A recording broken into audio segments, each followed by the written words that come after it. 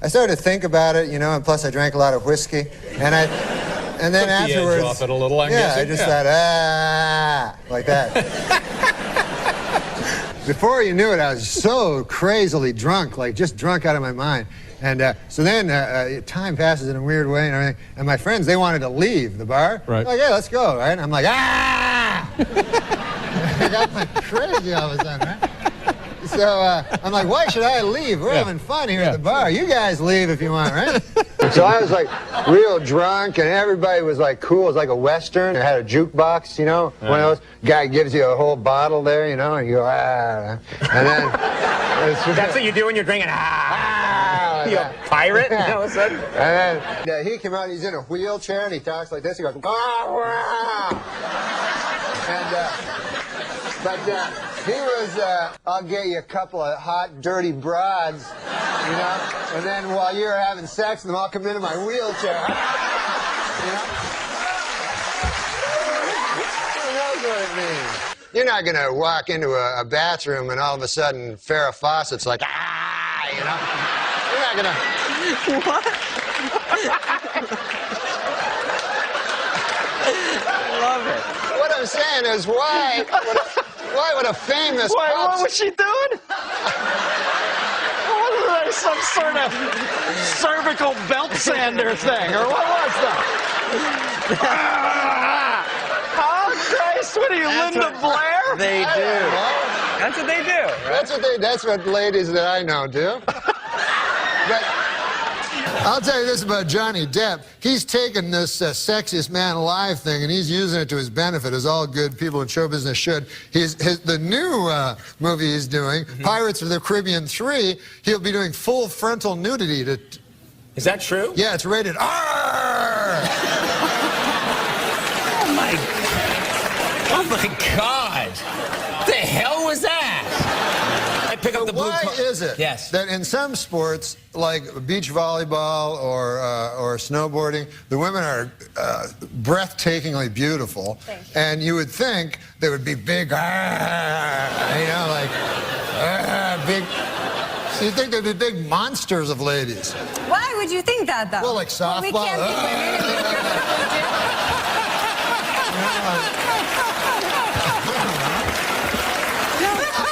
I keep reading like feud. There's no feud because No, there's not. I never did anything to him. That's right. For a feud, I'd have to be going, ah! You know? So I take up the mustard, I go, ah!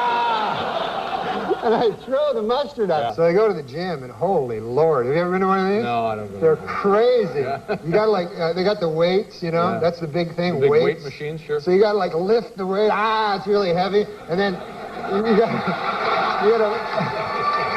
gotta put it down, then afterwards lift it again, right away. And it's endless. It's like hundreds of lifting, and then afterwards you're just like sore and you're not vigorous at all. And I don't know how to drive a car, you know. You don't drive at all? No, I never learned how. Really? Yeah. Why? Well, I don't like them. I find them dangerous, you know? Like, you drive and you're in a car and you're going like 70, and then another car comes, he's going 70, right? And then there's like a foot between you, you know? Yeah. You're like, and they're honking, they're honking. And then who knows what, it's only a foot, you know? You know, like imagine you're in a plane and you're flying and you look out, there's some plane wreckage on a mountain, right? Or a plane comes beside you like 10 feet. He's honking, you know? That's sky rage. Hey, wait a second here. Hey! Because that's all the heart understands is violence, you know? And so they get there early, they go, and then your heart's like, I wasn't going to kill him. I am going to preemptively attack my hearse. And before it does anything, I'll just be like, my hearse, like, well, I didn't do anything. You go, right, Sonny, you're not going to. Like, one time I remember I was under the influence of the demon rum, and by God, I started punching my newborn in the face. Yeah. This is the amount of time that you think about sex. Every once in a while, But then the problem becomes, when you think about it, is all you can think about. You know, you're just like, ah, like a f***ing werewolf or something. Like, usually you're a civilized human being. But then every couple of days you're like, ah. The cancer's gonna jump up and go, ah, Uncle Bert's wife. Where is he? I won fair and square. You're like, ah! Ah, your mind's gone. Your mind is gone. That's all I know. Like, I am you. Ah! My is going, ah! Hello? Yeah, hey, Frank, what's going on? Yeah, I remember that shirt. What about that? I gotta go. Ah! You know. Because...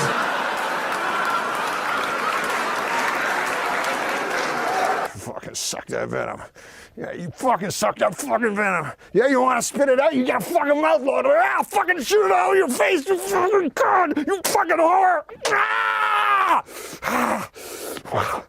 Oh, thanks, dude. I didn't get any of that in my mouth. Yeah, no problem, man. We'll be back with Simon Helber. You fucking sit down.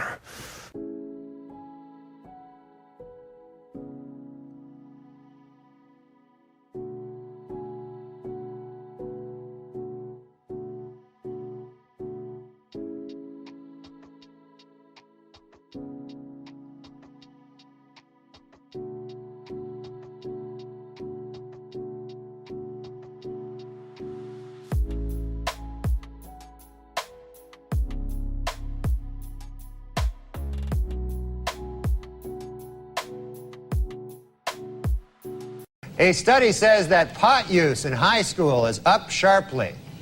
Don't I know it? Oh, yeah. I'm joking. And, I don't really sell drugs to children. And now, well, singer Willie Nelson, who was arrested recently in Texas for marijuana possession, saw the charges against him dropped this week. A judge ruled the arrest had been illegal because police didn't have probable cause to search his car for pot. How about the fact he's Willie Nelson?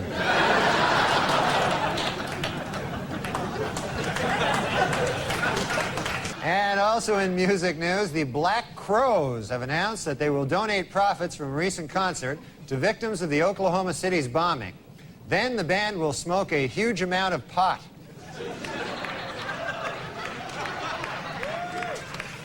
In the December issue of Playboy, 60 Minutes reporter Mike Wallace reveals that he has not only smoked marijuana, but that it made him sexually aroused. According to Wallace, he made these comments in an effort to frighten young people off sex and drugs forever.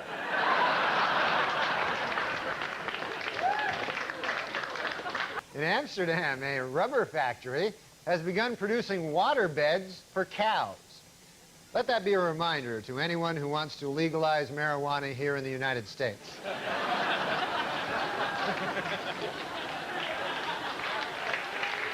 And in North Carolina, the Bowman Gray School of Medicine is looking for 20 habitual marijuana smokers who they'll provide with free pot in order to study the effects of the drug.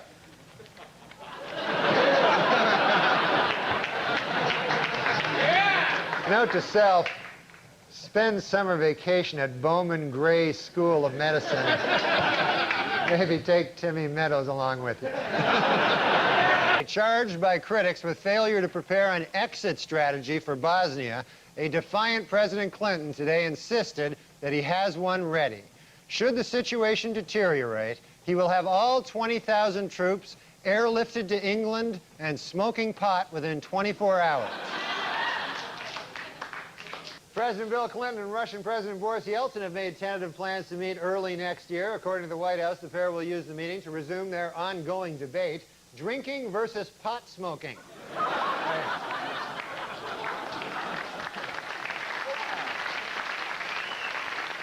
Moments after the Bosnian peace treaty was signed in Paris, grenades rocked Sarajevo, killing 6 people. Asked if the renewed violence raises questions about the ceasefire, President Clinton hopped a plane to England and lit up a big fat joint.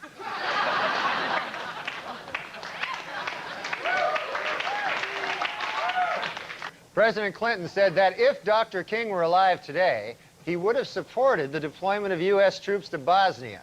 Later, when asked how he could use the late civil rights leader's name in such a self-serving manner, Clinton hopped a plane to England and lit up a big fat joint.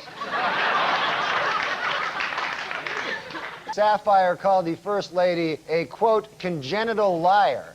Clinton responded by saying Sapphire, quote, deserves a pop in the nose. Sapphire replied by offering to fight Bill Clinton, quote, anytime, any place.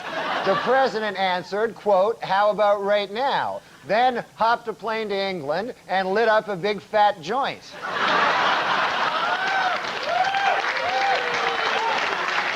And of course, it was very inspiring to see President Clinton up here on crutches making a speech. I mean, I thought that was just amazing, you know. I mean, it's been difficult for the president. You know, he can't jog now, and he needs help getting around, and he's still, you know, occasionally suffers great pain, you know. On the upside, you got your medical marijuana, so that's, you know.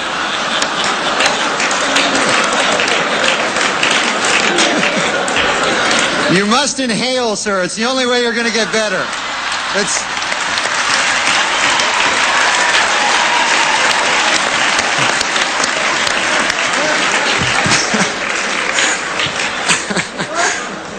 But,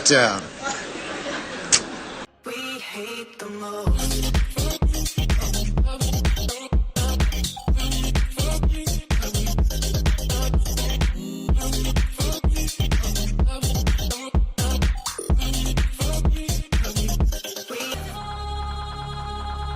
Do you think we stopped saying N-rig, which means, you know, or N-rich, or nigger-rich, or nigger-rig, which were terms that some people are going, were they terms? Because, well, it's a fine. Or do you think we just shouldn't use people? What'd they say when you, hey, stop with that joint there, you're getting spit on it. So, no, hold on a second. So most people would say that we stopped those things because it was egregious. Yes. I know what I'm saying. Yeah, no, I know. And so you have to say, so if the answer... On the subject of SNL, and it's sweet when you took over for Norm, and Gilbert and I haven't said anything. Gilbert, I don't know, have you spoken publicly since Norm passed about him, Gil? I don't know if We haven't said anything on this show, which we would like to do now. You both knew him well, but the bartender speech when you took over, and obviously it was a very awkward period for you. Oh God! To be stepping into that role, and also a friend's job. Yes, yeah. It was like we lived in the same building too. You know how you go to your favorite bar and your local bartender isn't there? You ask, where's Jeff? Jeff no longer works here, I'm Steve. And you're thinking, hey, who's this idiot? I like Jeff, but you still want your drink? And even though Steve doesn't mix your drink the same way you're used to, like Jeff, you still like the bar, you don't have to go to a different bar. And even Steve might feel kind of bad because Jeff trained him. Did he ever say anything to you about that? Did he ever give you a blessing? He was so he was so classy in not saying anything. Yeah. You know what I mean? Yeah. So that's all. You have that great I'm Steve, what can I get you? Yeah. The bartender piece. Well, I'm Steve. What can I get you?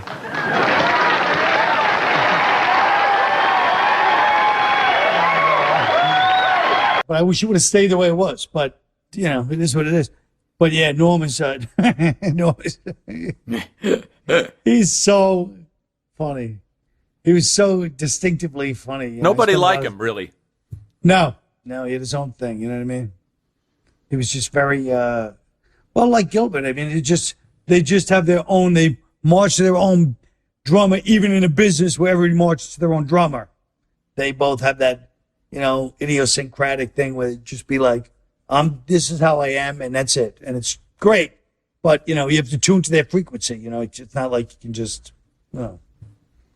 You know what's funny about that first update you did? Here's Norm being fired, as we all know, by Don Ohlmeyer, right, because of cutting too close to the bone with the OJ jokes, when in fact he was doing a public service by telling those OJ jokes. And I'm watching you do your first update. There's an OJ joke. It's like the third joke.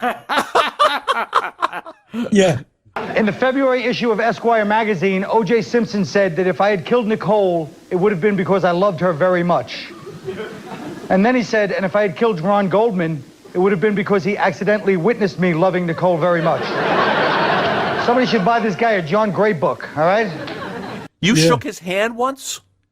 OJ? OJ, Getting out of a car? Well, I was. Or he was getting out of a limo? He was getting out of a limo middle of the afternoon. And I have no psychic energy. I've never had those kinds of things, you know. But for whatever reason, this was in an afternoon. He's getting out of a limo with a girl. It's spring break. It's packed with people. It's Florida. And they're like, hey, do you want to meet OJ? I go, yeah, OJ. He's greatest running back of all time. You know, great, charming movie star. I shake his hand. He shakes my hand. And he's not even looking at me. He's looking past me. And he shakes my hand. And I felt like a joke of like evil. I swear to God. It's like the Dead Zone. That's what it was like. That's what it was like. And I was like, I go, that was weird, OJ. I love OJ. Well, that was weird energy, you know. Wow. So you picked up on something. I feel like I did, you know. It's, of course, in retrospect. But I remember telling people at the time, so. I was also fond of, going back to your SNL bits, Colin Quinn Explains the New York Times. Yeah, that was a good one. And the St. Pat's editorial and Joe Blow. You look like you were having fun, and the best stuff is you and Norm together. That's right. That's right. There's obviously an affection that comes across on the screen. Yes, yeah. And that was the early days of it. It was great. I'm sorry we never managed to get him here. We tried, and for whatever reason, he was as elusive as you. He's more elusive. He's like, he was. I love to do it. I'd love to. You're like, oh, good. How about next week? Yes. What day? And you're like, okay. Yeah. He's like, all right, call him and we'll set it up. Next week is perfect because I'm doing this. And you're like, hey, I'll say Norm. Years later, what happened? What? I thought I was going to come on your show. What happened? It's like, oh, Jesus, Norm. Well, like you say, march to his own drum. Yeah.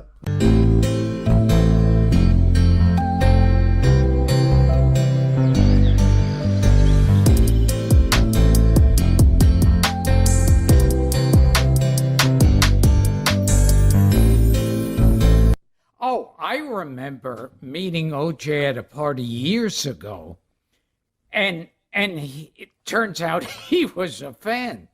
Uh-oh. And he did an imitation of me, and to this day, I wish I had like that on film. Of course. It would be like Charles Manson doing an imitation. Yeah. Yeah. Today there was a story about, like, you know, Dave Chappelle released a special on Netflix today. Oh, he did today? And, and there's a joke in there where he says that it was okay what Kevin Spacey did to Anthony Rapp because Anthony Rapp grew up to be gay anyway. And he went on to say it's actually not okay, but he's taking some heat for it. Do you think it's right or wrong or for him to say something like that? Do you think it's okay to say? Or what do you think? I think Chappelle's the greatest comedian. If women are actually equal to men, then there would be no WNBA, would there? You would just be good enough to play in the NBA with us. Or, here's another idea that's going to be very controversial. You could shut the fuck up.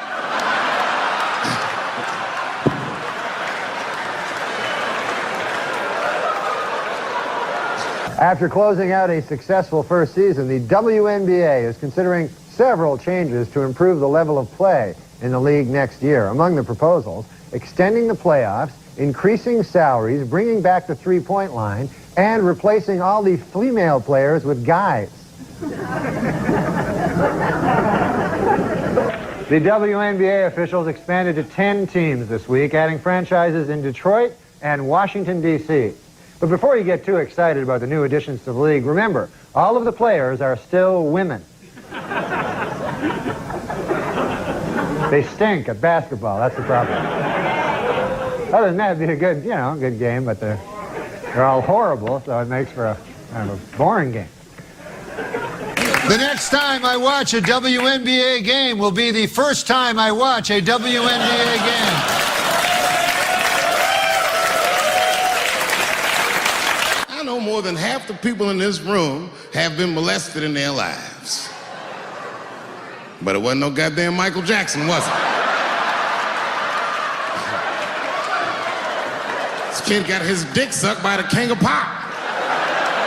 Yeah. I mean, even like you say, your unwanted WNT allegations against Michael Jackson.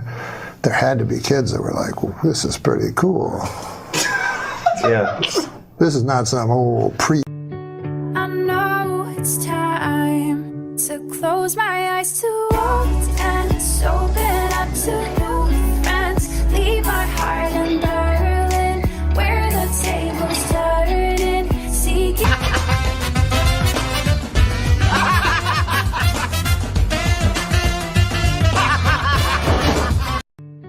I know it's time to close my eyes to old ends, open up to new friends, leave my heart in Berlin, where the tables turning, seeking out the new vibe, running streets at midnight, cities never sleeping. I am in Berlin, Berlin.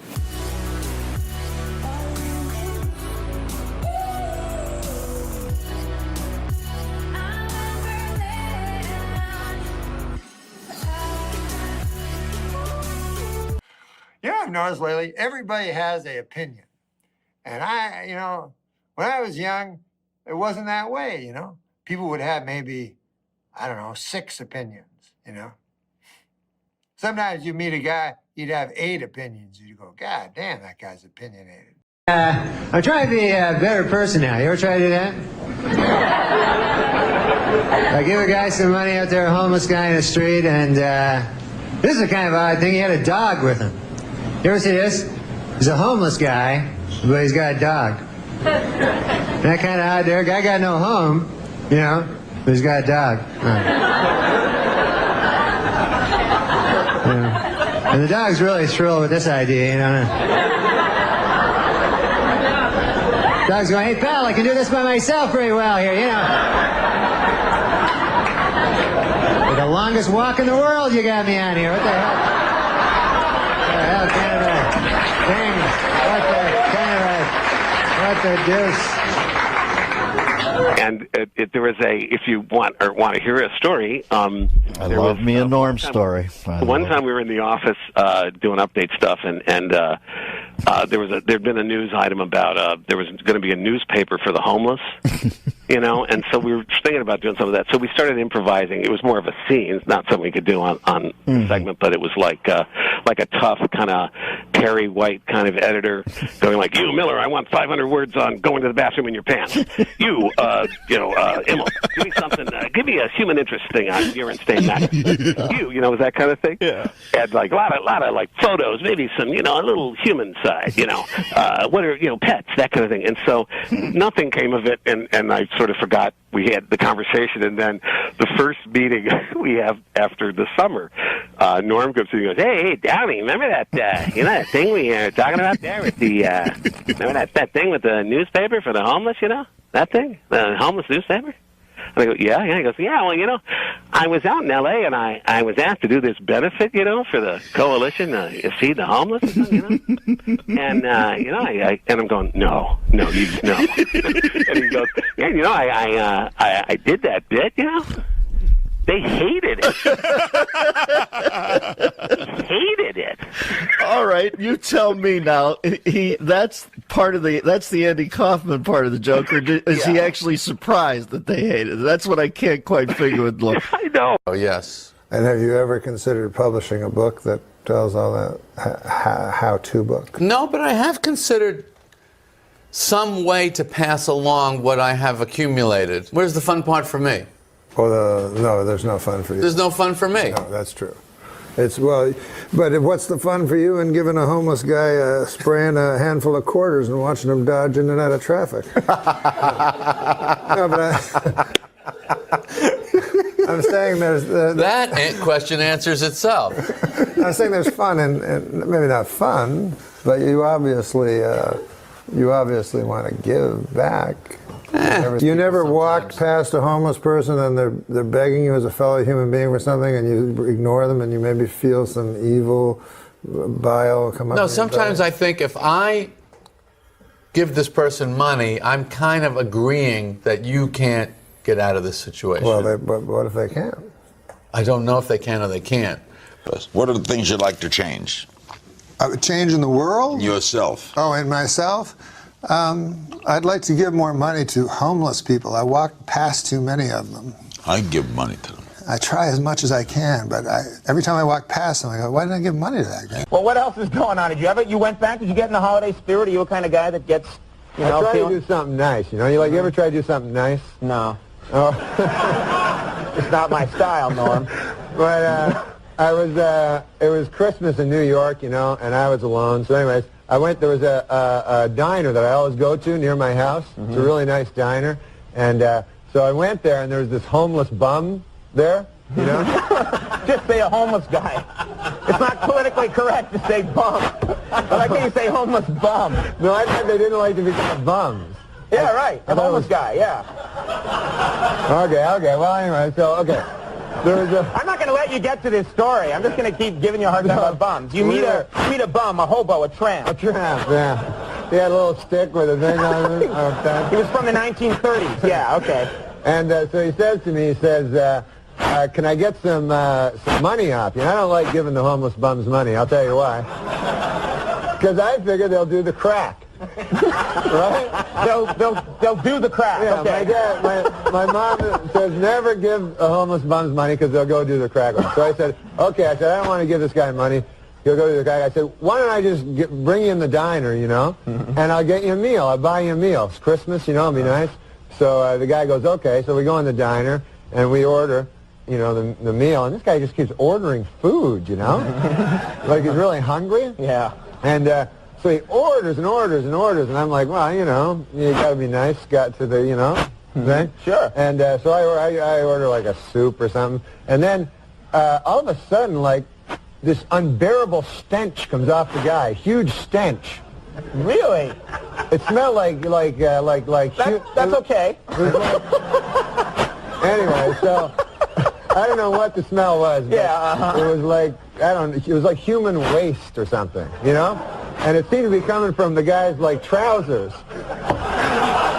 Norm, I said that's okay. Okay. I was like, the stench is enough. We all can do the rest in our heads. Yeah, so this stench fills the diner, right? So I have to go to this diner, right? So everybody's looking at me like, what the hell did you bring a homeless bum in the diner for? With a stench, you know? So I'm like, I'm trying to eat my soup. I can't even eat it. And I'm wishing I'd bought this guy crack. I wish I'd got, you know what I mean? I wish I'd gone found some crack and bought it for the guy. So anyways, and everybody hates me. The guy that, you know, I go there every day. And so then the end of the meal comes. This guy's ordered everything, and I'm looking at my wallet. I only have like 28 bucks. It was like 31 bucks. All I had was a soup. And so now basically we're two homeless bums, you know? Neither of us.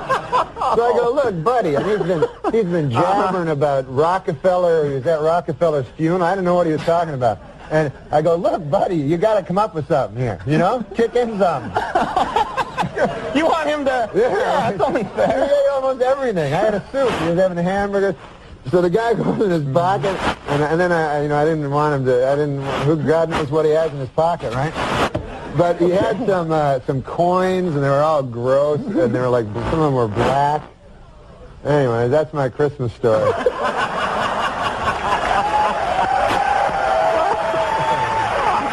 Man, wow! What a yarn You're a regular Garrison Keeler over here. And some of the coins were black. Good night, ladies and gentlemen. And you close the book and kiss your child good night. That's a nice story. I took a homeless guy, said, I'm going to take you to this diner that I always go to. So I go there with him, you know, into this diner, sit down to get me a meal. Good God, if the guy, the unbearable stench of urine starts coming off this guy. So nobody wants that in a restaurant. You know? You don't want that. So I'm like, all right. Everybody's like trying to eat, you know. So the guy orders his food, and I'm trying to talk to him. He starts telling me about how, this is his idea of a conversation, this guy. Starts telling me about how Governor Rockefeller is poisoning the pigeons right in the city. So I tell this guy, I go, what are you, retarded? I said, Governor Rockefeller, I said, the governor of this state is Pataki, Governor Pataki. He says, no, you know, he talked weird. He was like, the pigeons. He says, the pigeons are the cleanest animal you ever seen. I go, I'm not arguing with you, buddy, but I'm telling you, the governor's name is Pataki. It's unbelievable. He's crazy. Turned out he wasn't retarded. He was, you know, woo. You say there's no way we could go back, and that I've broken what we had. Oh, I wish that you would come around. No. Now, Norm, you've had Saturday Night Live has a really long. I used to work there. It's a long summer break, you guys. Yeah, it's like school. You get a whole summer off. It's pretty sweet. Have you been performing at all this summer? Yeah, I did. I've been doing stand-up, you know, at clubs and stuff. Sure. And, oh, man, I didn't realize how much, I forgot how much I stunk at it. Like, I'm not good, and everyone hates me. I went to this gig right in town. You ever hear of the Bowery? Yeah, heard that, yeah. You know that place, right? Sure, yeah. I've heard of it. Yeah, it's Skid Row. Mm-hmm. And so there's all these homeless bums on the street and everything like that. Yeah. And you have to go through it. So I went to this club, and I bombed. They hated my guts, so I was all mad. You know, I get mad when I don't do good. And then, so I went out of the thing, you know, I walked out. You walk like that, really? You've got that problem, I remember. So I walk out of the club. So I get out, and this homeless guy, you know, this bum, he starts walking beside me, bugging me, you know, hey. You're not supposed to call them bums anymore, no. Yeah, but anyway. Hobo, you know? A tramp. Yeah. Okay, riding the rails. Yeah, right. just a layabout, and he's like coming up to me, and he's like bugging me. I want money. They always want money, you know? Yeah. They never have money, you know? So, that's the problem with them hobos, yeah. So they're like, hey, give me some money. And, you know, sometimes they'll walk with you. So I said, look, man, I'm going to give you some money if you just go away. I'm mad at him, you know? I was mad. I go, here, and I pull in my pocket, and I just give him a bunch of money, like change, you know? Yeah. Give it to him. I go, go on, get out of here, you dirty bum, you know? So he goes away. So then I go to get the subway, you know? And I look at my pocket. I've given the guy, I don't have my token, my subway token. Oh, you gave it away accidentally. And I don't have a wallet or anything, so I was thinking I was going to try to jump the thing, but I thought then, you know, I get in trouble for that. So I said, I got to find that bum, that homeless bum, you know? So I have to go back, and I'm walking back the street, and there's all homeless bums. They're all lying there on the street. Yeah. And I don't know which one is which. I can't remember. So I'm like lifting up guys' hats and stuff, you know, and looking under newspapers. So finally I find this character. I go, hey, you. I go, give me some of that money back, you know? And he's like, no, go away. He's turned mean, you know, because I was mean to him earlier. He goes, go on, get out. This is like a biblical tale, yeah, okay. The New Testament. All right, go ahead. I felt sorry for him. He had no place. And so I go, okay, forget about it. And I go to turn around. And then I grab his cup, like, real quick, and I start running. I like how your running is like walking, just turned up like 10 degrees. Okay. So it was great. And then I felt bad, though, because when I looked through, I had like about $1 more than I gave him. You know? Oh, that's not right. That's not right at all. Yeah. That's terrible. Yeah. Well, sometimes they say if you give, you'll receive more in return. That's the sweetest story I've ever heard. I'm all choked up now. Now I heard also you've been you did a little cross. Probably just down on his luck. Yeah, that's what happens. Why'd you feel you had to throw that in? I don't know. You know. I read books on the Great Depression, and they seem cool. But I would like to, it would be fun to go, I don't even like my wife anyway, and I don't got no money. I'll just get a stick and a pouch and head out. No one does that anymore. No one ties a rag to a stick anymore. And what are you going to do? You're going to find a partner is what you're going to do pretty quick if you value your life. Really? Yeah. You see, people, it's all going to be different once the Great Depression, because my dad used to tell me about the Great Depression. Like, if I had money to invest in right now, you know what I would invest in? Guys jumping off the top of buildings. You think that's not going to happen, but soon that's going to be very big. And then those guys won't be powerful anymore because most of them will be dead and the rest severely crippled. And so the powerful guys will be the old hobos. The hobos from olden times? From the original Depression. Oh, okay. Those guys are still around? Some of them never gave up the life. Okay. And they use that stick for more than carrying a pouch on, I'll tell you that. I don't even know what that means. What that means is they'll drive your head, they'll, like an overripe cantaloupe it looks like. What? Until... What the hell is that? They'll club you to death for a sandwich. Oh, my God. Well, thanks for spelling it out for me. All right. So you're afraid of these hobos? Well, of course I am. You really think these old hobos from the Depression, you think there's any one of them left? Yeah, there's Kitchener Leslie. What? He's an old hobo that's waiting in wait for his time. You'll know all about it. You just wait. Hey. You will literally say anything. You know, I mean, I have opinions. I mean, I have opinions that everybody holds, you know. I don't know. Yellow's the best color, you know, but I don't know if you call that an opinion. You know, it's just a, oh, hold on, it's my phone. There's a guy will come on TV, go, hey, listen, let me ask you a question. Do you like yellow? And I go, yeah, of course I like yellow. He goes, yeah, well, so does this guy. And they show a guy, he's waving, pointing at someone that doesn't exist, wearing a yellow shirt, you know? And then I go, Ruth, get out here, goddamn. Here's a guy on the TV that's speaking for me finally, Ruth. You know, I'm always talking about how cool yellow is. Well, this mother finally, a person that's speaking not at me, but for me. I like bananas. I go, God damn, I never looked at it that way. I like bananas too. You go, they're yellow. I go, God damn, you're right, they are yellow. Ha! What say you and me go buy a yellow banana?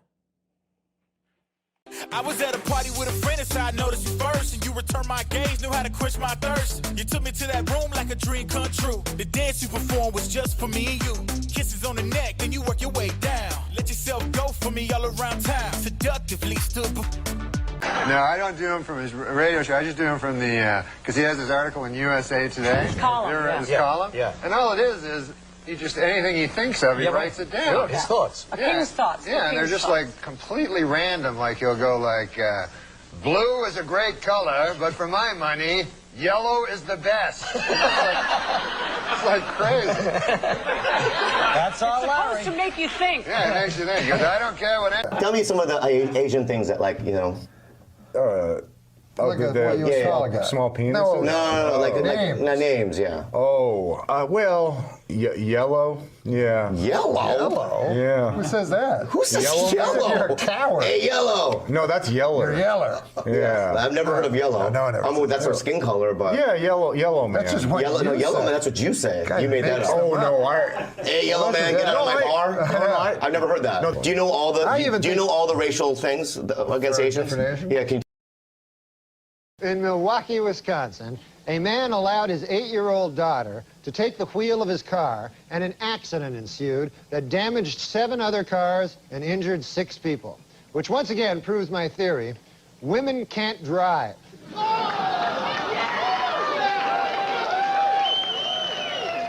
New medical research shows that men and women have different food cravings, men preferring meat and women preferring sweets. Scientists trace this back to caveman days, when men had to go out and hunt for food while women sat on their fat asses eating chocolates.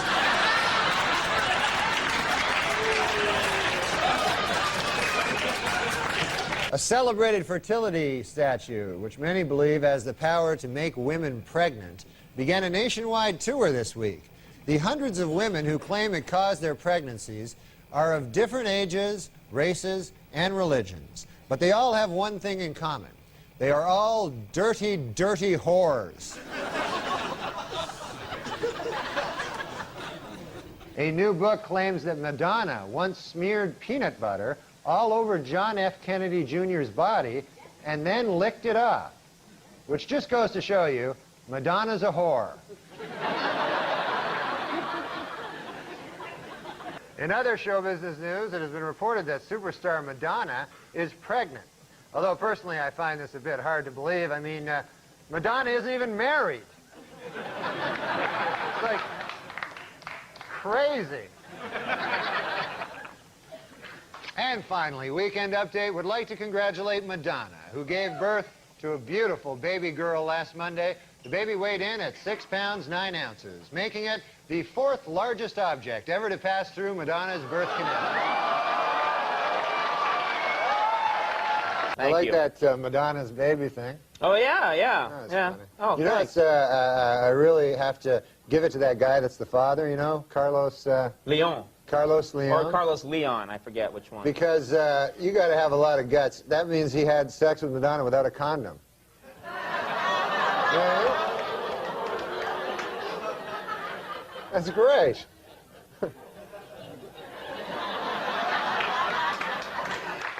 Pop singer Madonna was outraged this week when a tabloid photographer snapped her picture while she was breastfeeding her new baby.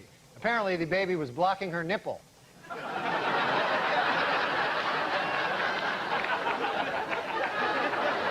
Well, filming has finally begun in the long-awaited life story of Evita Peron, starring pop singer Madonna. According to its producers, the film is 100% historically accurate, except for the part where Mrs. Peron has group sex with the Houston Rockets. Texas millionaire J. Howard Marshall may have died 2 months ago, but as we see here, he and wife Anna Nicole Smith can still enjoy a romantic evening at home. Former Playboy centerfold and Guess jeans model Anna Nicole Smith collapsed this week after she suddenly realized that she actually had sex with this guy.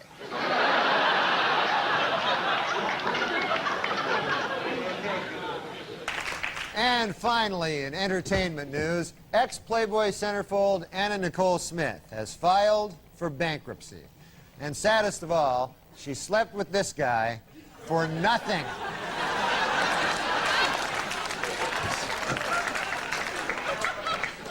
Well, the Learning Annex in New York is offering a new course to teach women how to smoke cigars. The fee to enroll in the class is $100. The fee to watch the class is $200.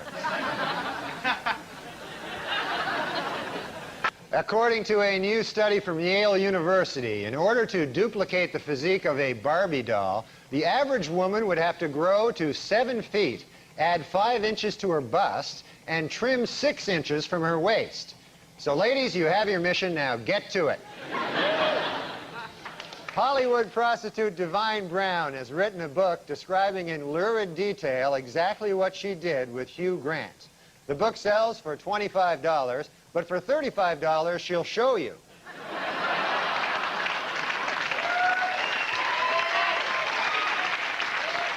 Former British cavalry officer James Hewitt, who was Lady Diana's secret lover, says he will never, ever disclose the contents of more than 100 love letters that she sent to him. This, according to Hewitt's new book, I Banged a Princess.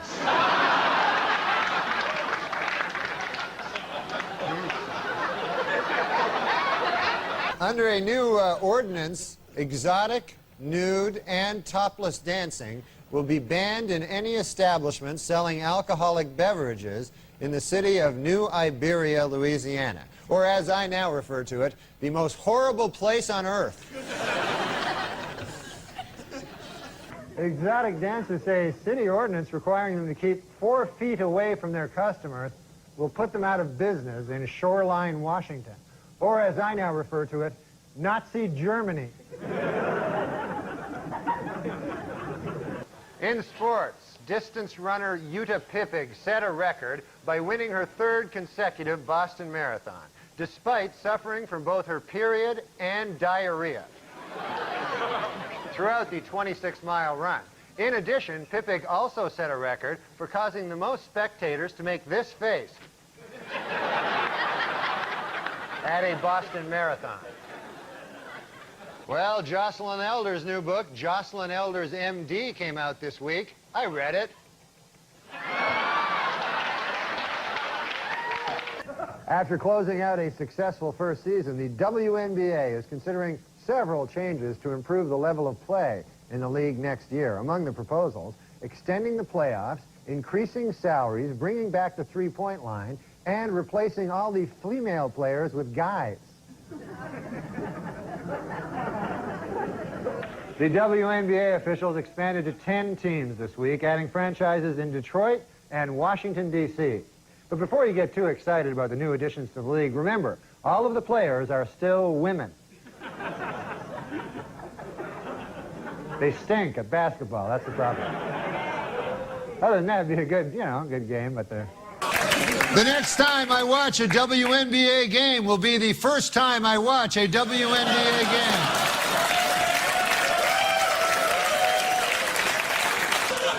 Hey, WNBA, I got an idea that'll sell some tickets. Shirts and skins.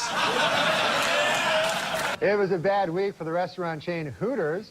The company has been forced to pay $3.75 million to settle a sex discrimination suit brought by male job applicants who claim that its policy of hiring only women is unfair. The settlement was hailed as a landmark case for guys who try to ruin everything.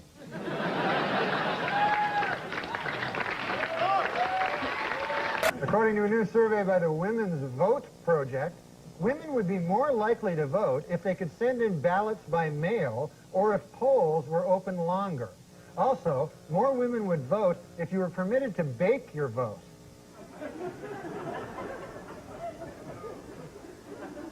They like to bake.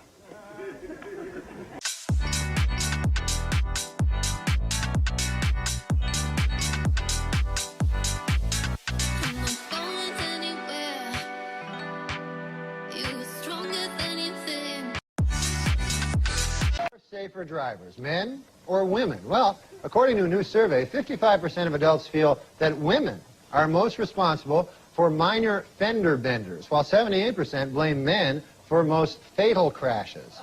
Please note that the percentage in these pie graphs do not add up to 100% because the math was done by a woman.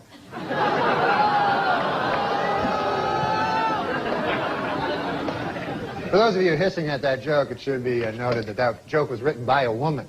So now you don't know what the hell to do. No, I'm just kidding. We don't hire women. Let me suck your dick so I can get leukemia. Oh. They're doing a shot of Dara right now. Leukemia. How did Alan Thicke get into the leukemia bit? That's Michael Douglas. Because that's if you suck cock. But you get leukemia. So that was Michael Douglas. Yes. Wait, what? Now let's look at it for $1 million, okay? This question, can you believe it? Maybe $1 million. Yeah. Gonna be yours. Me? Here it comes for the kids. Oh, for the kids. For the kids. During the Cold War, the U.S. government built a bunker to house Congress under what golf resort? The Breakers, the Greenbrier, Pinehurst, the Broadmoor.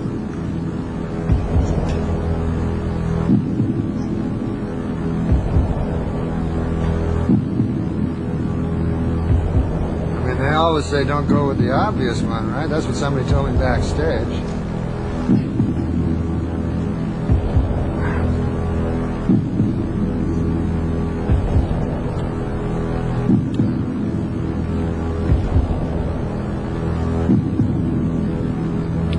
See, here's the problem. Let's say I lose all that money and it gets back to Paul Newman. That's going to be a problem. I look like a... You'd lose $468,000. I wouldn't lose it. The children. Of course the children would lose it. But you would lose it for the children. You don't want to do that, do you? I don't know, man. It's... You got a little gambling streak in you, don't you? You want to see if you could beat the game, don't you? You want to win $1 million, don't you? Well,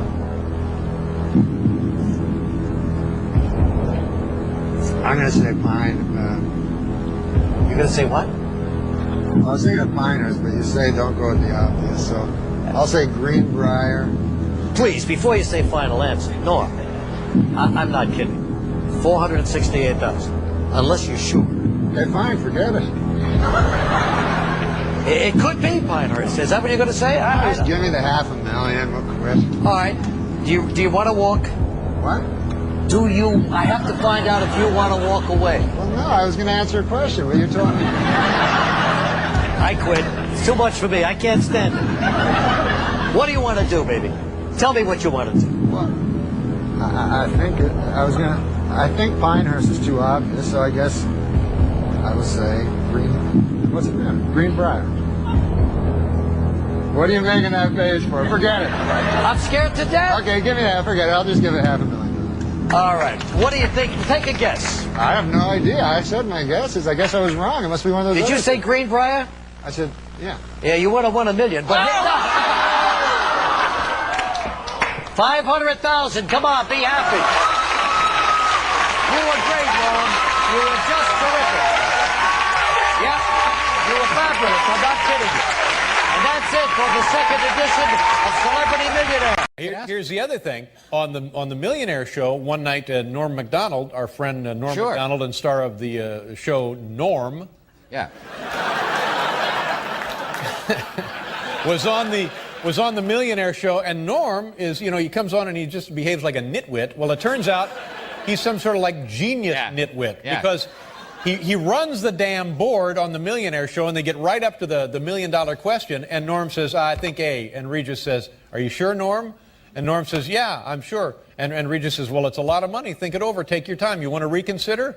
And then Norm says, oh, what are you driving at, Regis? Maybe I got the wrong answer. You're telling me I got the wrong answer? Right. So now Regis makes Norm start to sweat. Right. He's about to go home with $1 million. Yeah.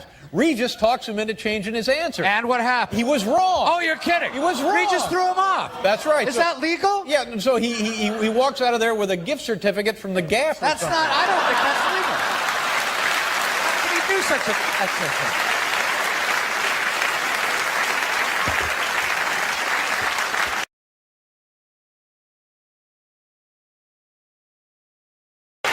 Now, what about, I told this story about this when Norm Macdonald was on your show. Do you remember that? I remember it He's very up there well. at $1 million, Regis. He can walk home with $1 million. First of all, Norm says to me, I'm playing for Paul Newman's Hole in the Wall Kids. That's great. Hole in the Wall gang. Yeah. Have you ever been up there to that camp? I hear it's fabulous. Oh, it's unbelievable. And it's a terrific thing that Paul they do Newman a has fantastic done. job. But you understand, he has won $500,000. Now, if he goes for the $1 million and he misses, the Hole in the Wall gang get $32,000. That's right. Still a nice paycheck. A nice sum, but I want them to be sure to get the $500,000. That's right. So the question comes up, where did the U.S. Congress build a bunker during World War II under which famous golf course? And we mentioned 4 golf courses. And Norm is vacillating between Piedmont and another one, and he can't make up his mind, and he's going back and forth. And I was saying to him, Norm, if you really don't know, because he's saying, I'm playing for the kids. That's right. Don't you want me to win for the kids? Right. If I lose, you're to blame. You got to face those kids one day. Right. All of a sudden, I'm against the kids. Well, that's what it looks like. So I said to Norm, be smart. Take the 500. Be careful. I But if you really don't know the answer, take the 500. 500. Right. And that's exactly what he did. I see. Okay? So he didn't go on and blow the question. You talked him out of going on. That's right. And he ended up with $500,000 for the kids. But he, in his mind, you know how it worked out? He had the right answer. He had the right, so he could have gone on for $1 million. That's right. Well, see, now I stand corrected because I thought you had bullied him out of the $1 million because, because I know that a percentage of that comes out of your paycheck. You guys are murder. First of all, I got him slandering me with Kelly Ripa, and then you're killing me with Norm. Yeah. I need your love. You free my mind. I need your love. Yeah, you free my mind. And still in line. I didn't know you were on Who Wants to Be a Millionaire. Oh, yeah, I was on that show. You could have won $1 million. I saw that. I won $500,000, but I didn't get to keep it. I had to give it to a charity. Darn it. What charity did you give it to? I gave it to, I always wanted to meet Paul Newman. So it turns out he has this great charity for sick children. And I thought, hey, this fits in perfectly with my desire to meet Paul Newman. So I gave all the money to his sick children in order to meet him. Did you get to meet him? No. No? He sent me a letter, but then I felt guilty, like that I'd given all this money to sick children only to meet Paul Newman. So I talked it over with my lord, and I decided it was a venal thing I had done. Well, you had good intentions, and maybe because... No, I had bad intentions, but I ended up with good action. I had good result. I had a good result, and then I didn't pay off on my bad intentions, so it turned out it was all right. Remember, what are some of your Regis memories? Well, one time I was on his other show, Who Wants to Be a Millionaire, and it was Celebrity Who Wants to Be a Millionaire, so the questions are a little easier. Yeah, you won. I heard they didn't give you the money. Yeah. No, they give it to a charity. They don't tell you. That sucks. No, they give it to sick children. Oh, that's nice. Yeah, that's nice. They need, they need money too. Are you drunk? When I look into your eyes, though, I'm not joking. I've never had a talk show host say that to me. When I look into your eyes, I see... and I've done hundreds of talk shows. I see an eternal being. Thank you, Norm. A lovely thing to say. So do you think there is such a thing? And as what? As a supreme being? No, an eternal being. I think we all are. Oh, what surprises you about me? What surprises you about me? You mean just during this interview? Just in general. You seem kind. That's surprising? Uh-huh. Because I would think you were cold. Right. And yet you're warm. Oh, thank you. And in your eyes, I always go by eyes. Again, I always go by eyes. You should. And it's what if someone's blind? It's not sexual. It's not only sexual. What if someone's blind? My dad knew a blind man, and my dad was in the war. He was a double generation older than I. He had me when he was 50, so he was in. That explains a lot. He was in the great one, and all his friends were old. Right. And so. Wayne Gretzky? He had a That's a good joke. So he had a blind friend, and he come over, and my dad said, "Do you want a Coke, Elmer? RC Cola." Oh, God damn. We don't got no RC Cola. We got Coca-Cola, the gold standard. Right. And this blind bastard wants an RC. So go down to Avonmore, pick up an RC. Well, that's a 1.5 mile walk. Right. So I walk with this blind son of a bitch. And he says to me, he wants me to describe everything. So I said, okay, well, on the left there's some cows lowing, and, there's a fence. He goes, is it like a wood that's near petrified? I said, yes, it is. And how big is it? 3 feet. I said, John Neil Majerison used to own this land. He said, I don't want to hear that. He says, just tell me what is. And so all of a sudden, I saw things as they were. I was very young, but I'll never forget that. Because I had to see, for this blind man, I had to see and describe not my opinions. Right. So when I went by John Neil Majerison's house a half a quarter later, right, I didn't mention John Neil or anything. I just described the house, right, because that's all he wanted to see.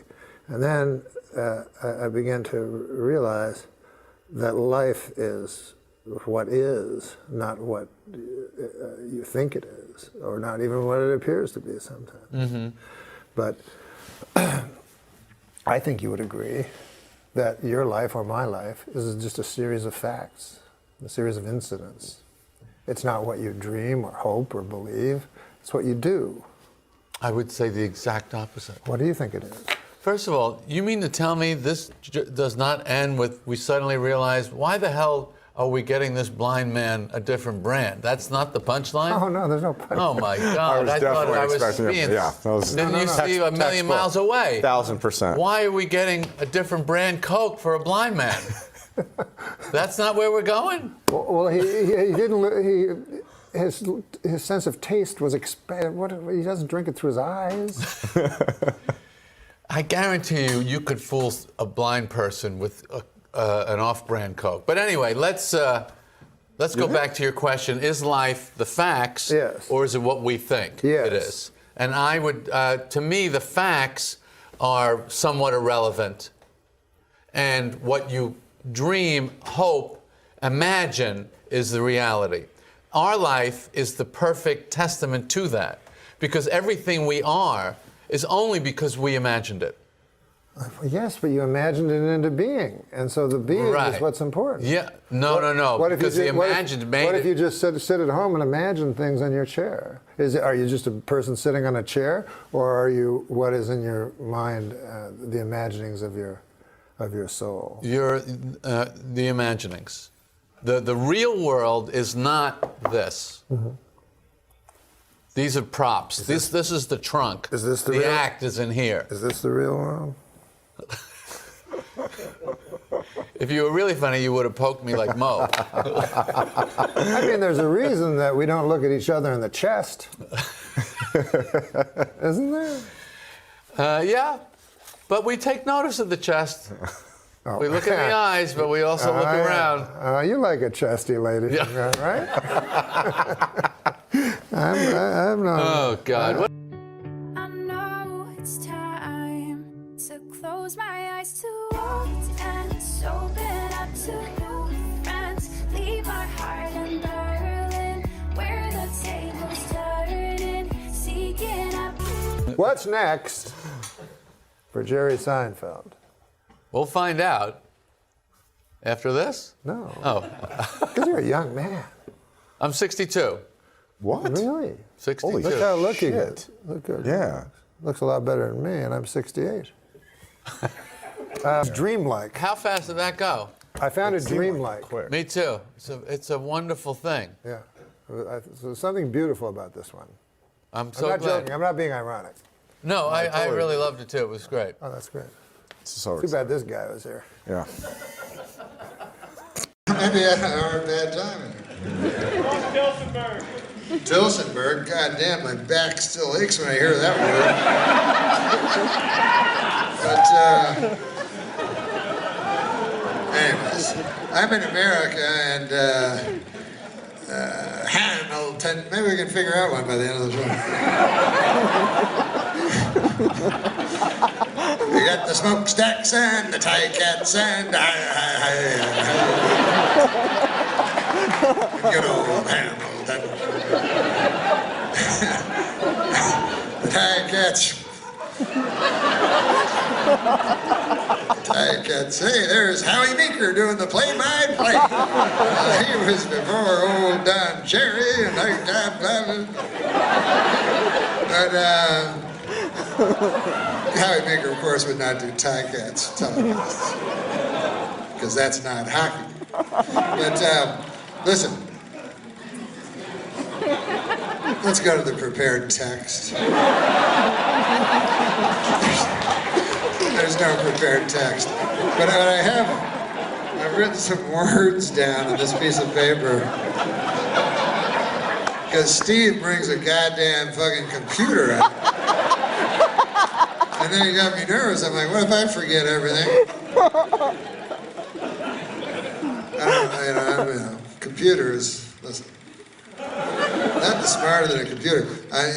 You see where they played Jeopardy against a computer? Did you see that fucking thing? And then, so it's a computer, right? His name's Watson. He goes by the name of Watson.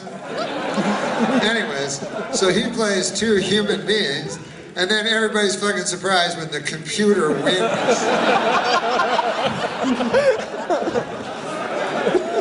I thought it was going to be that guy who worked at the hat factory.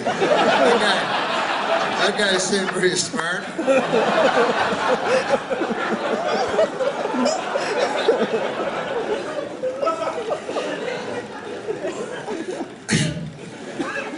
Even their anecdotes, you know, Alex Trebek's like, well, Watson, you have a funny story for us? And he's like, yeah, one time Oscar Wilde went up to George Bernard Shaw, and then the next guy's like, fuck, this sounds like another good one.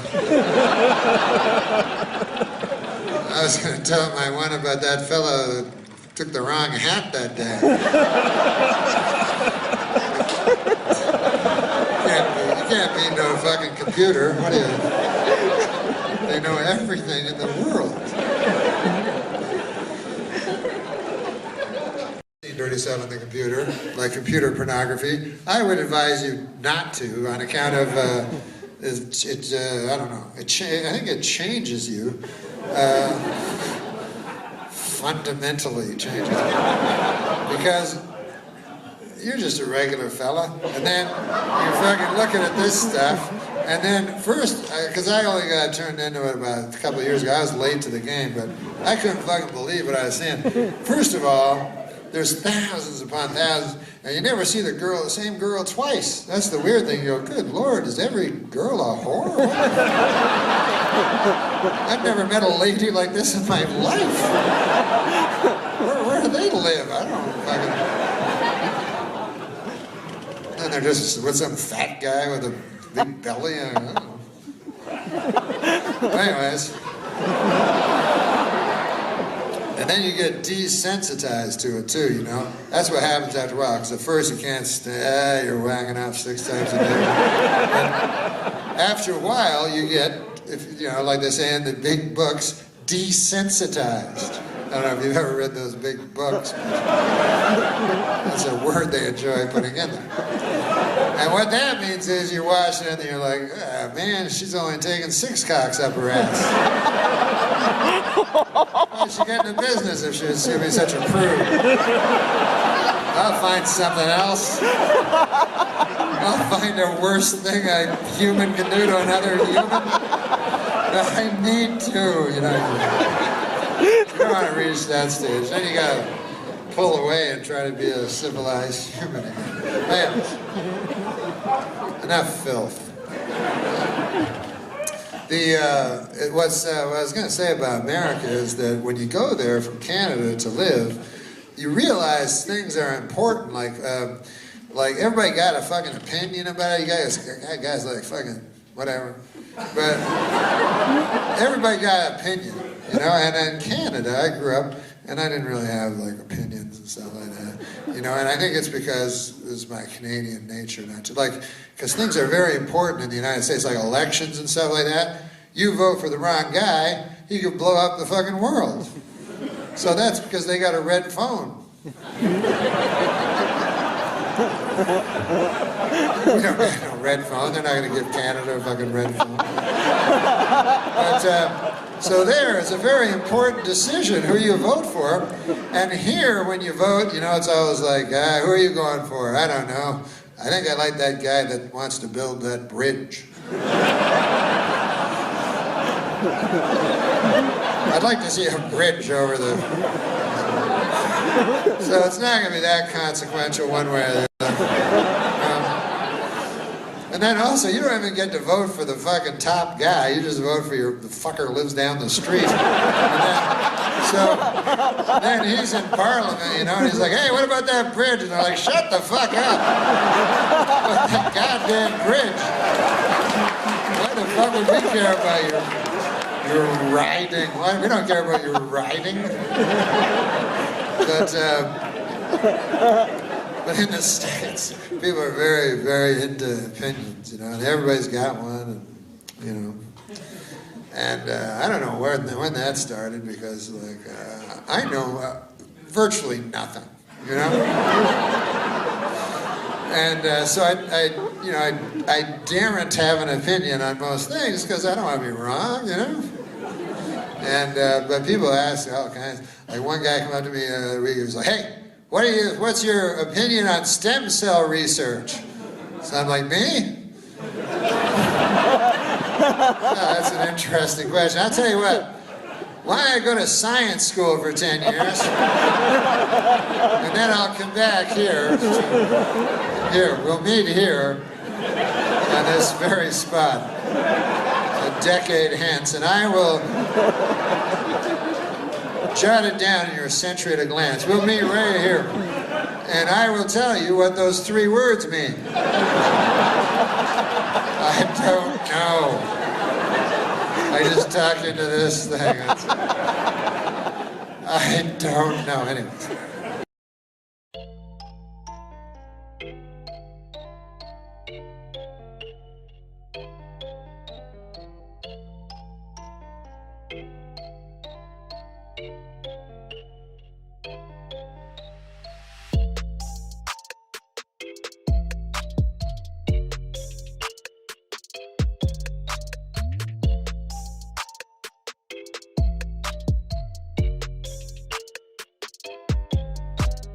There's one other thing I'd like you to read, which is, I think, a chapter that really struck me. I'm speaking, totally genuinely. I read this chapter called The Final Chapter.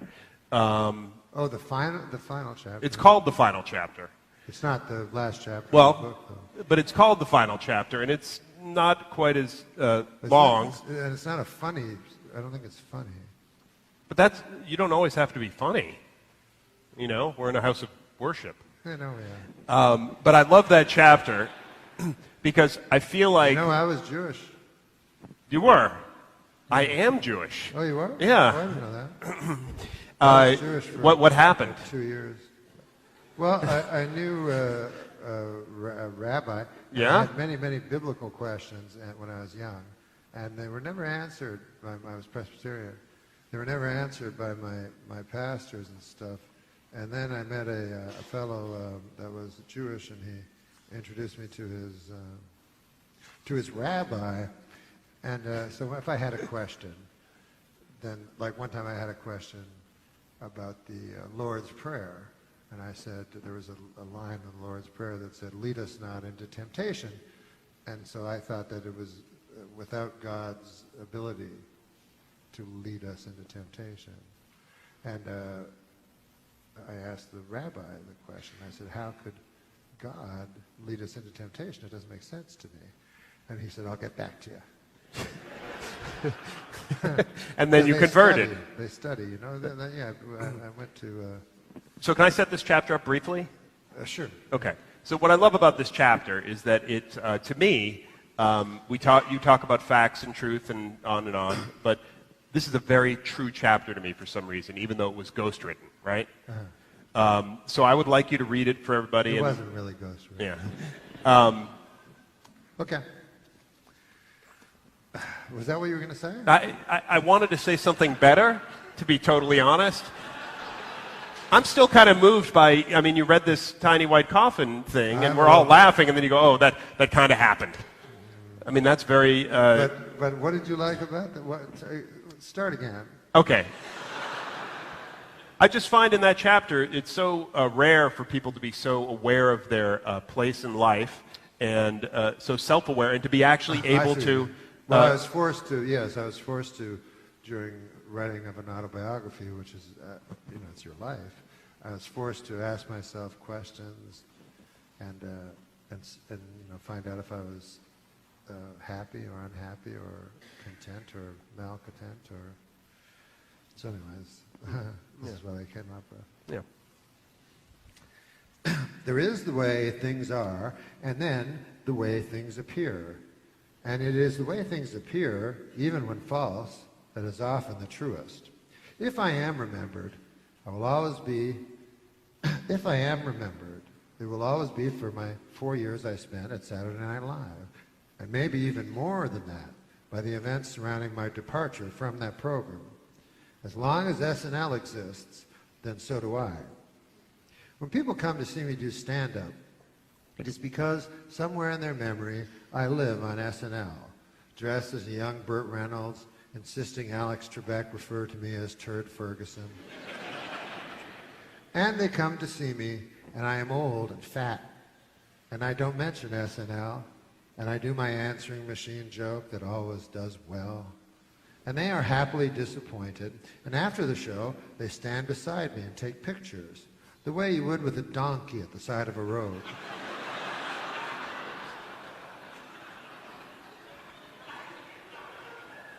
They tell me they are big fans, and they don't care what their girlfriends say.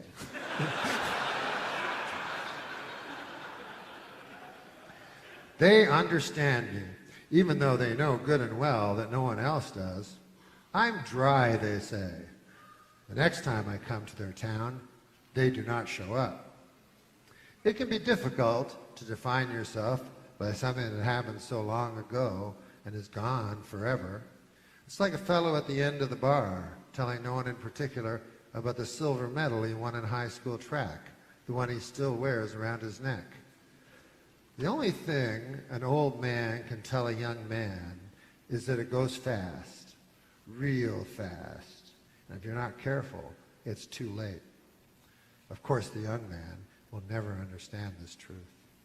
But looking back now, I can see that my life since SNL has been a full sprint, trying with all my might to outrun the wolves of irrelevancy snapping at my heels. But it has all been in vain, of course. They caught and devoured me years ago. But not completely. Lorne would see to that. My foot would still make a vague imprint. Myself would still cast a faint shadow. And years later, I would write a book. And not only write it, but be in it as well. I think a lot of people feel sorry for you if you were on SNL and emerged from the show anything less than a superstar. They assume you must be bitter. But it is impossible for me to be bitter. I've been lucky. If I had to sum up my whole life, I guess those are the words I would choose, all right. I've been lucky. When I was a boy, I was sure I'd never make it past Moose Creek, Ontario, Canada, but I've been all over this world, except for Europe, Asia, Australia, Africa, and South America. Oh, and Antarctica. But that's really splitting hairs. I mean, how many people have ever been to Antarctica? I never expected to be any more than a common laborer, and I would have considered myself lucky to have achieved that. But I was blessed with so much more. I'm a stand-up comedian and have been for over a quarter of a century. I performed thousands of hours from a small club in Ottawa, Ontario, all the way to a small club in Edmonton, Alberta. Sometimes I get big laughs and I think I'm the best stand-up in the whole world. And other times I bomb and I think I'm not even in the top 5.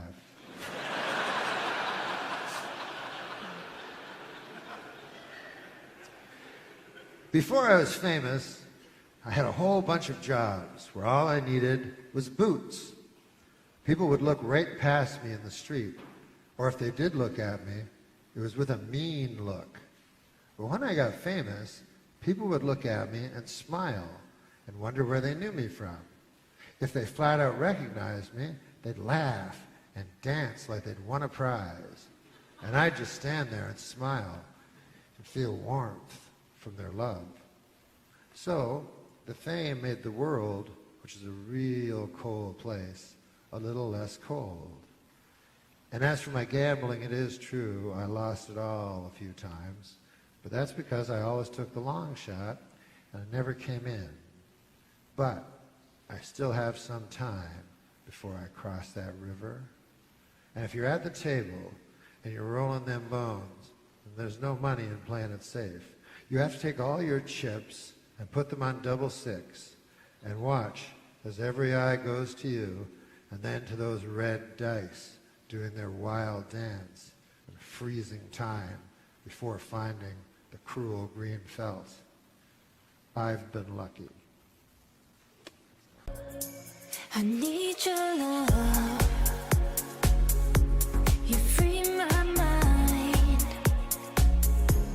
I need your love. Yeah, you free my mind.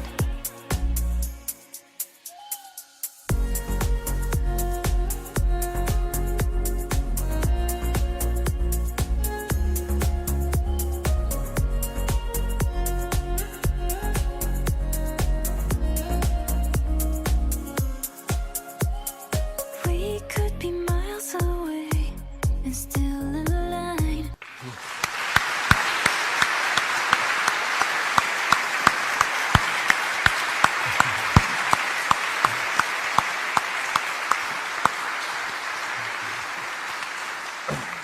Beautiful chapter. and Thank you it's- for clapping like Yeah. that. It makes me feel nice. Hey, Dave, say what you will about Elon Musk, but with his new plan to bring people to Mars, nobody is a more creative serial killer. Like my friends, Lori, who's my good friend, her best friend, or not her best friend, but her friend is Elon Musk, who I'm sure. Oh my God, SpaceX. And I go, this guy should be the most famous guy in the world by far. Yes. This guy is the coolest motherfucker Yes. You know, and he just risks everything constantly, and he has so much hope, and he's not a cynic like everybody else. Yeah. He wants to colonize Mars, and oh my God, like he's a leader in 2 insane fields: Yes. space flight and automotive. I know. It's crazy. And he's making a hydro loop to San Francisco. Yes. It's just like, my and God. he throws all his money. So, you know, he makes, I think he started with PayPal. Yeah. So he makes all his money, boom, throws it all in. So at one, as soon as he fails, everything disintegrates. Yeah, you know? exactly. But he doesn't care. He, like he just tells me, he goes, I want to be alive to see a man on Mars. I probably won't be, but it's amazing in this world of everything. And it's also it's beautiful that those people still exist. Yeah. That can rise from whatever muck we're all in. Right. They can still be like, no, we're gonna go do this. Yeah, Like, they can have imagination. Instead of going like, hey, the fucking global warming, everything's going to go to shit. Like, it's like, let's build a rocket and go to Mars. He has an go. answer. Yeah. Same. That's He has awesome. an answer instead of the answer being, the other guys are wrong. Yeah. Exactly. Like, yeah. Exactly. Yeah. That's This is awesome. getting so It is. Yeah, That's good, though. Yeah, it's good. It's good.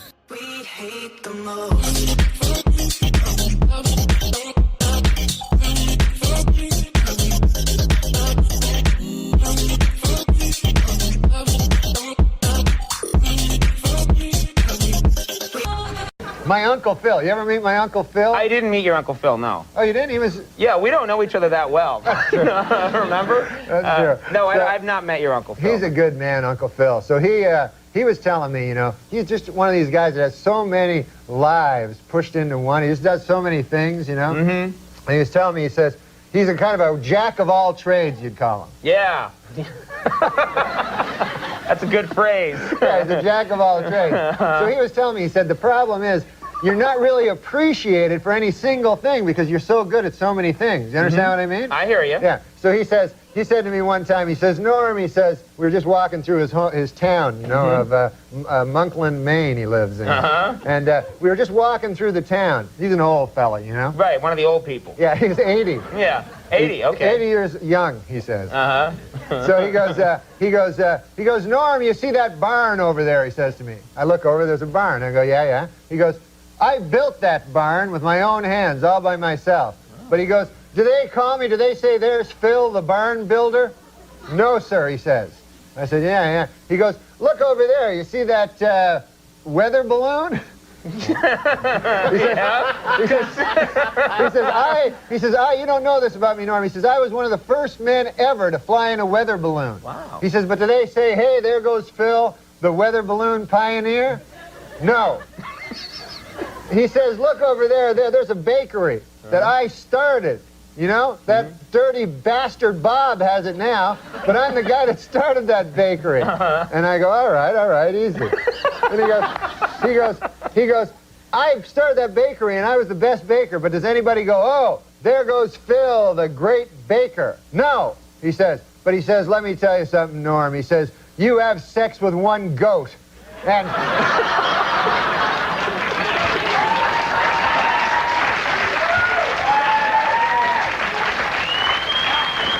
He says, people then, they say, there goes Bill, the dirty goat.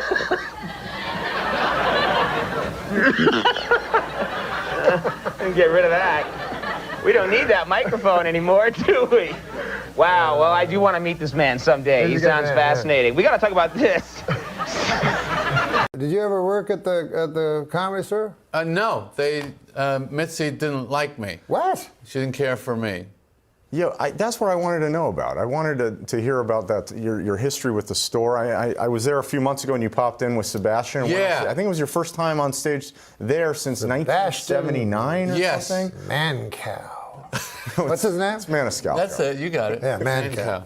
Sometimes he just goes by that by itself. Yeah. He interviewed me once. You were very respectful of the audience. Mm-hmm. And you don't fuck around. You know? You entertain the audience. I do, sir. And some people, some comics seem to have no regard for that. That's their prerogative. Right.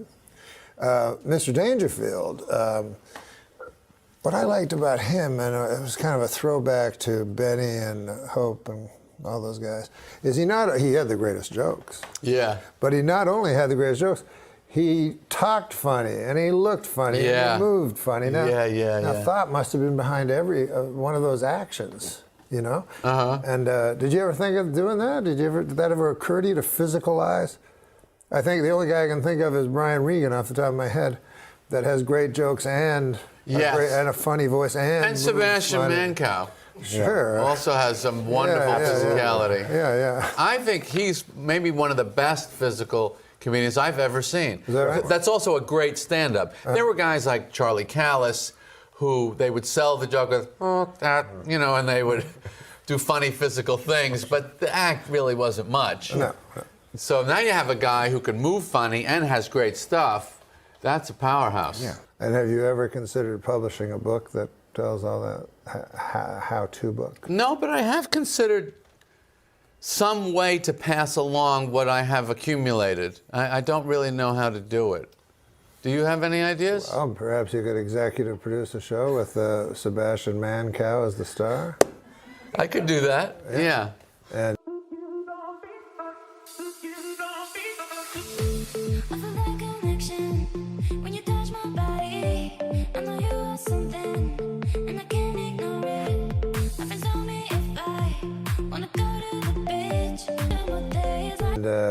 And well, what fun is that, though?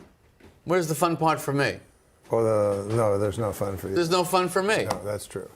But what's the fun for you in giving a homeless guy spraying a handful of quarters and watching him dodge in and out of traffic? No, but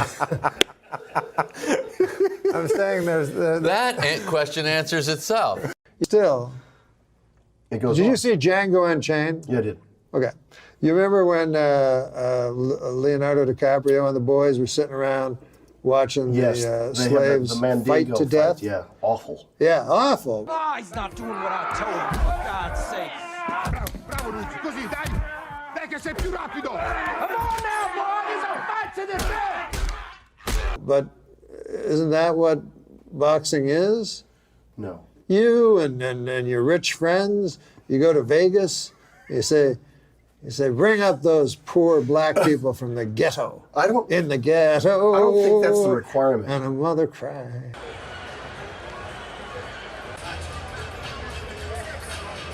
I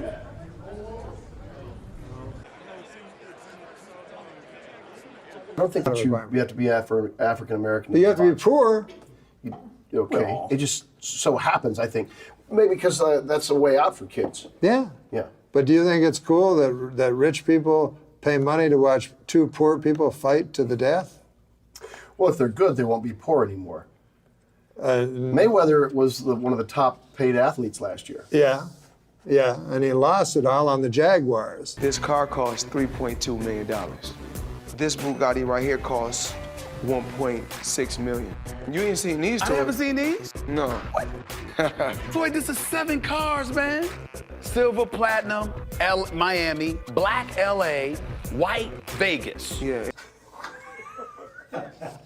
I thought we were going over my credits, and you've lured me into a discussion. You put me on the side of the argument. I'm trying to say, a rich white person oppressing young black males into boxing. I don't know how I got that. Let's go back to Saturday Night Live. All right. Because it was always a mystery to me why you were fired. I had my own theory. It's a rather shallow theory. I'd love to hear your theory. You were bald. Oh, that would not make it an issue. That would be the worst reason ever. I grasped onto that you were bald. You know what I mean? The way that conspiracy theorists go, by God, one disturbed 24-year-old could not have taken down Camelot. I think the same way with you. Why were you fired? Was Oswald 24? He was an overachiever. He looked older than 24. I look at the poster and for Anchorman 2, and what do I see on the poster? Paul Rudd. Who else do I see? Will Ferrell. Who else do I see? Steve Carell. Steve Carell. Who else do I see? David Koechner.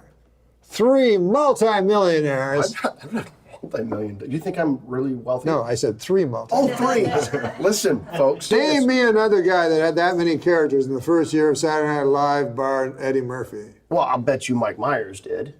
First year? Mike Myers, first year? Nothing. Nothing. You're not a bitter Why man. do I keep getting put You're on not a this bitter side, man. You're not bitter. this side of these arguments? Well, you must. Your father had something to do with turkeys. Well, I was told. A he little was- birdie told me. He was a manufacturer of turkey coops. What is your favorite project you've ever worked on? This.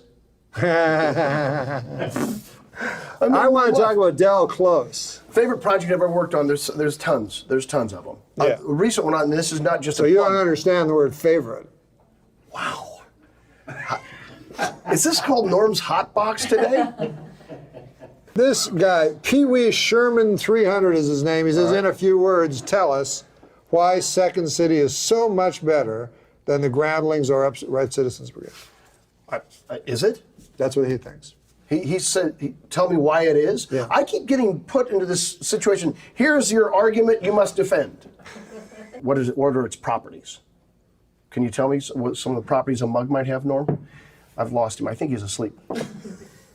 No. I can tell you what properties a mug might have, but I think you might be interested in the fact that this guy used to jerk off punks under the Queensboro Bridge for $15 a man. Are you sure they were punks? How did we get there? Paradise with your body, I don't wanna share. We're making dynamite, explosive love intentions building in the air. In improvisation, you get a suggestion. Could I play one of the deadly sins? Yes. You let that inform what you're going to do, for instance. Pick one of your favorite deadly sins. Well, gluttony. I remember one time a preacher that I used to know when I was a young boy. And he said, he was driving his bicycle, here and there and here again. I was driving his bicycle. So, what's going on? I was going to tell you a story. I know, but it has to do with this. Okay. And he's a good man, pious man. And one day, his bicycle went missing. So my daddy said to him, Bert, that was his name. We weren't Catholic, he just called the preacher by his first name.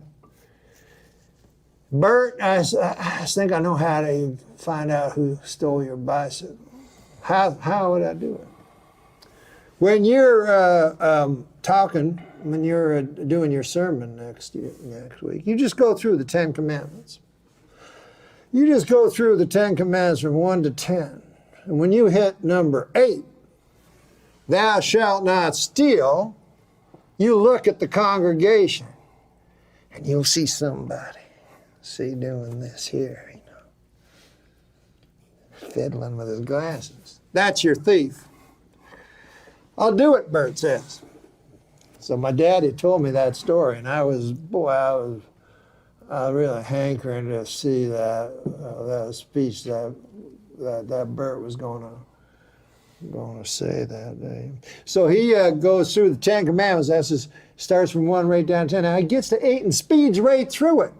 Speeds right through 8. My daddy said, "What the hell?" So afterwards, you get outside. Bert, what in earth happened? Number 8 was the one you were supposed to go. Why'd you speed through it? Bert says, "Well, I'll tell you why. When I came to number 7 in the 10 Commandments, thou shalt not commit adultery. By golly, I remember where I put my bike." He was fucking Widow McClanahan. Then that's not adultery. She's a widow. No, but he's a man of the cloth. Oh, he's a Catholic. He's a priest. No, he's a reverend, but we have our,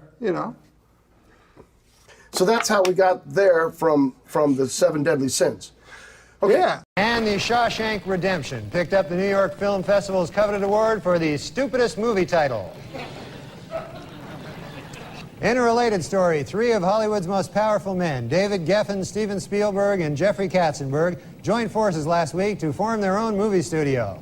When asked what sort of films we could expect from them, the trio replied, mostly pornos. That's good news. Well, Tom Cruise got ready for the premiere of his new movie, Interview with the Vampire, by sucking all the blood out of wife Nicole's...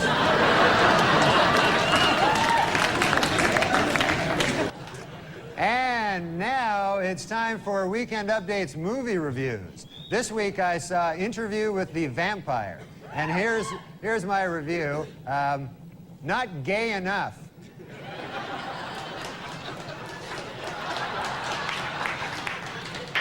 Well, this coming Monday is Oscar night, and 3 films, The English Patient, Secrets and Lies, and Shine, are locked in a tight race in the category Best Picture There's Not a Chance in Hell I Will Ever See. No interest at all in seeing them. And finally, the Oscar nominations were announced this week, and Tom Hanks and Jodie Foster are in a heated competition in the Academy's controversial new category, Best Retard.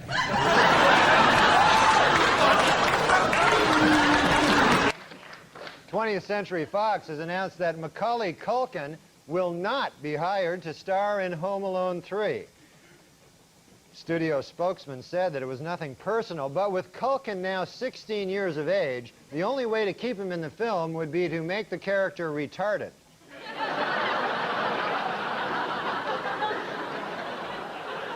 A deadly outbreak of the Ebola virus is said to be responsible for more than 100 deaths in Africa and a couple of really bad movies here in the United States. Well, the much talked about film Showgirls opened this week, and here's my review. Basically a high-budget porno film, Showgirls is a thinly veiled excuse to show lots of naked buttocks, legs, and breasts. On a scale of 1 to 10, I give it a 10. Remember 12 Angry Men, the classic courtroom drama? Well, the first film about the O.J. Simpson case is in the works. It's entitled 9 Angry Black People, 2 Scared Asians, and a White Guy Who Hasn't Spoken Since Rosa Lopez.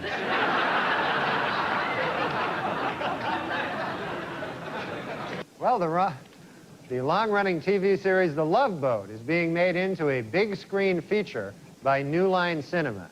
The producers have announced that the entire original cast of Gavin MacLeod, Bernie Capel, Fred Grandy, Ted Lange, Lauren Tweez, and Jill Whalen will have to pay $7.50 to see the movie just like everybody else.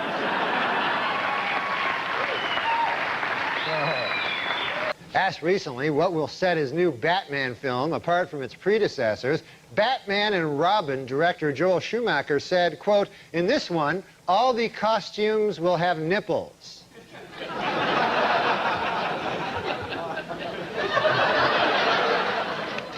Note to self, do not watch the next Batman and Robin.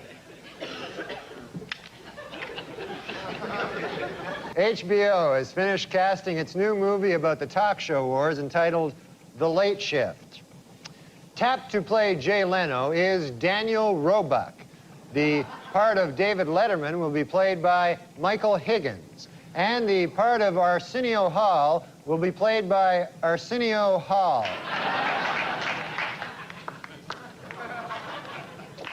Woody Allen is to be the subject of a documentary film which will follow his jazz band on its 1996 tour.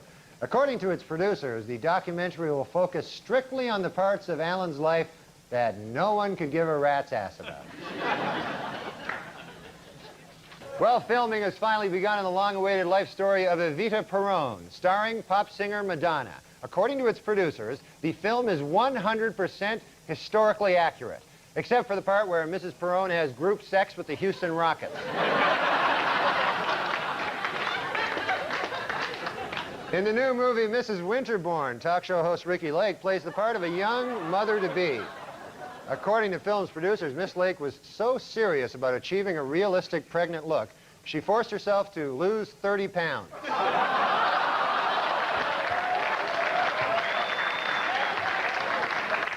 Well, for the second week in a row, Richard Gere's new film, Primal Fear, was #1 at the box office, leading many Hollywood insiders to wonder, hey, you think that gerbil story is true?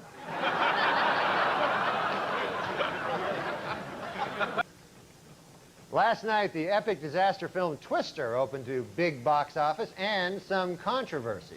The Reverend Jesse Jackson has called for a boycott of the movie, claiming that not enough black people in the film are killed by tornadoes.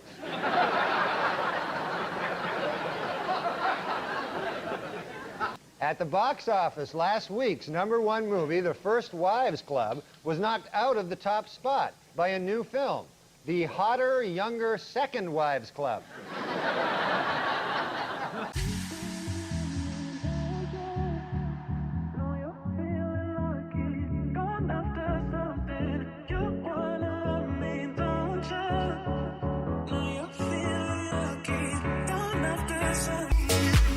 She was telling me, this is interesting, she was telling me that, you know that movie, The Elephant Man? Yeah. We were just talking about it backstage, and I always thought it was a stupid movie, and she said it's a really good movie, and I said the stupidest thing in it is because, you know that part where the guy says, I am a human, I am not an elephant, I am a human being. The guy doesn't even hardly look like an elephant. So why would you would be the worst movie critic in the world. So, but one big news story: Twister is the big what do you call it? Movie, yeah. Twister's the big movie, and I got some news. Apparently now they're thinking about Oscars for the movie. Yeah, they're thinking of Best Actor for The Wind.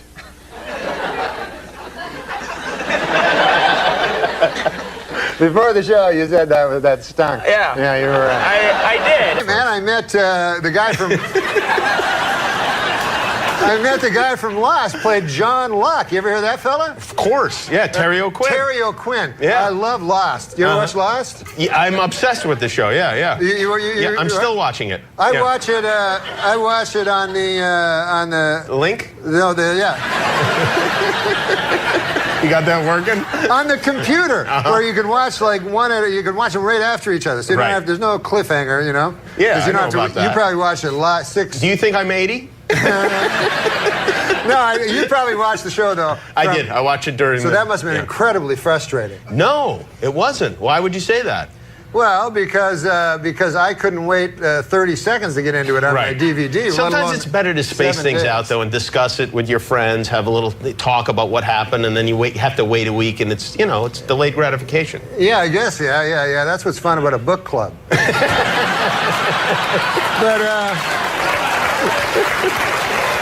But here's the thing. Where are you in the run of Lost? I'm finished. I'm finished. But I realized something around season 3 that these guys that wrote the Lost, they didn't know they were going for 6 seasons. So they did not have this planned out. You don't think they did? No, they did not write a 400-hour TV show that then cut it up. They didn't know when they were going to get canceled. So then they're just making up stuff and everything, and then crazy things happen. They didn't get canceled though. They planned to end they ended the show early. That was their ending? Yeah. Oh, yeah. That's even worse. If that was their ending. That was their ending. I do not like, I don't like ambiguous endings. I want to know. I don't want to try to figure it out. What about the Sopranos ending? Did you like that? You didn't care for that? I want to know. I don't want to be left. Like, I remember this movie, Lost in Translation. Bill Murray couldn't love the guy more. But you ever remember that movie? Yeah. At the end of the movie, you see it, it's all good and everything. He runs through the crowd, whispers into Scarlett Johansson's ears. They don't have him mic'd. That's unforgivable. You're like, what? And then they're like, yeah, you figure it out. I'm like, me? I'm supposed to figure it out? I'm watching. This is what I like to do. I like figuring out movies in the same way. That would be like me going, hey, man, I'm going to buy a car. I think I'll go down to Detroit, see if they need any help welding. Right? I can't believe you're not American. It makes no sense.